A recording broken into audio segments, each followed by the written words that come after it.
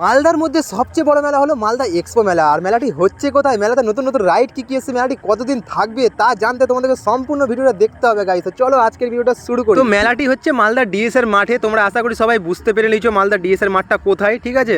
তো এখন চলো মেলার ভিতরে আমরা ঢুকি, ঠিক আছে। তারপরে কি রয়েছে না রয়েছে তা দেখতে হবে, ঠিক আছে। আর মেলাটা দেখে তোমরা বুঝতেই পারছো ভাই সাব কত বড় মেলা গাইস। মেলাতে ঢুকার পরে যে রাইডটা আমার চোখে পড়ে গাইস, এটা কি রাইড তোমরাই বলো। আর তোমরা কি এই রাইডটাতে চড়েছো? তো তোমরা কমেন্টে জানাও যে হ্যাঁ আমি চড়েছি। আর আমার বন্ধুকে বললাম চড়বি নাকি ভাই এই রাইডটাতে, আর আমার বন্ধু কি বলে শুনো।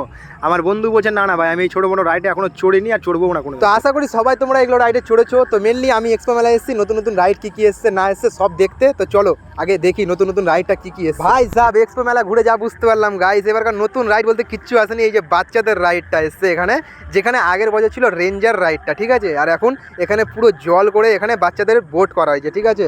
তো মেনলি আমার জন্য অনেক ভালো হয়েছে, আমি তো এগুলো তো চড়িও না।